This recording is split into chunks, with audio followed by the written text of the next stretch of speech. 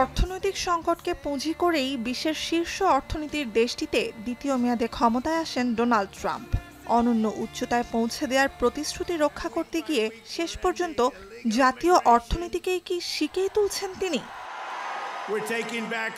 বিশ্বজুড়ে বাণিজ্য যুদ্ধ উস্কে দেওয়ার পাশাপাশি সরকারি খরচ কমাতে মাত্র ৩.৫ মাসে ছাঁটাই করেছেন ১.৫ লাখের বেশি কর্মীকে। মোট সংখ্যা দাঁড়াতে পারে ১,২৭,০০০-এ। শুধু এপ্রিলে মার্কিন ভূখণ্ডে সরকারি কর্মী সংখ্যা কমেছে ৯,০০০। ৮০ দশকের পর সবচেয়ে বেশি কর্মী ছাঁটাই করেছে যুক্তরাষ্ট্রের পরিবেশ সুরক্ষা সংস্থা ইপিএ। ১২০০ পদ কমিয়ে ফেলছে কেন্দ্রীয় গোয়েন্দা সংস্থা সিআইএ। অন্যান্য সব গোয়েন্দা সংস্থা মিলিয়ে যে সংখ্যা আরও বেশি। সবচেয়ে বড় আঘাতটি এসেছে সামাজিক নিরাপত্তা বিভাগের ওপর। প্রায় ৩,০০০ পদ স্থায়ীভাবে উঠিয়ে ফেলা হয়েছে। পরিকল্পনা রয়েছে মোট ৭,০০০ কর্মী ছাঁটাইয়ের।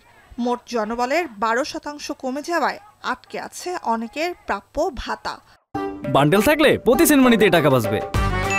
বিকাশ সেনমানি বান্ডেল কিনে জিতুন প্রতি লেনদেনে। My son is trying to get disability benefits and he's having terrible problems getting through. Because we're trying to stop what Trump's doing. He's crazy. Those guys are wrong. They're wrong. And they want to rob us. They want to privatize Social Security. বিরোধী বিশেষ করে ডেমোক্র্যাটরা বলছে Republican প্রেসিডেন্টের জাতীয় ব্যয় সংকোচন কর্মসূচির আওতায় ঝুঁকিতে পড়ছে যেসব প্রকল্প আর্থিক নিরাপত্তার জন্য ৭,৩০,০০,০০০ বেশি মার্কিনই সেসব প্রকল্পের ওপর নির্ভরশীল। শুধু অর্থনৈতিক ঝুঁকি নয়, বাড়ছে সামাজিক নিরাপত্তাহীনতার আতঙ্কও। বিভিন্ন সরকারি ও পুনর্বাসন সেবা সংস্থার তথ্য, ট্রাম্পের চলতি মেয়াদের প্রথম ১০০ দিন পার হতে হতে বাড়ছে দেশ ছেড়ে ইউরোপে স্থায়ী হতে যাওয়া মার্কিনের সংখ্যাও। But we don't love what it has become.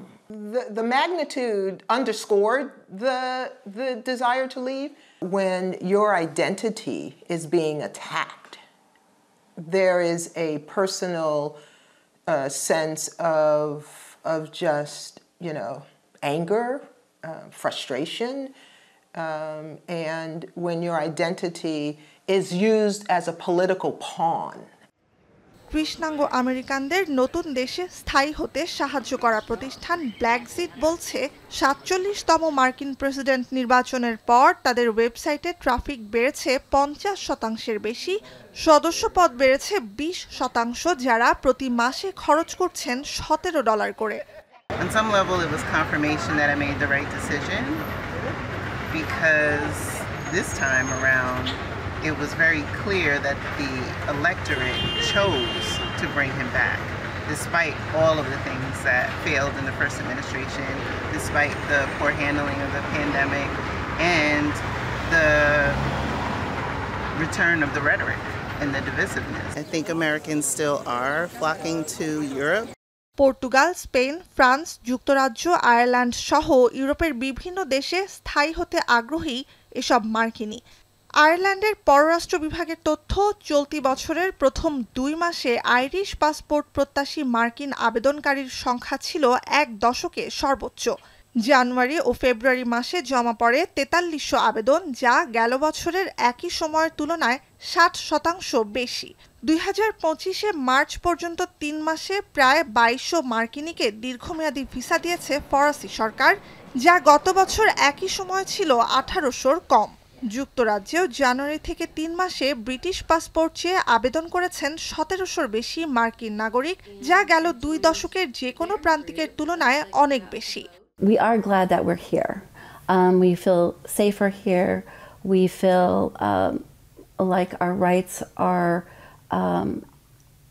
more upheld here in the UK compared to what they might be in the United States.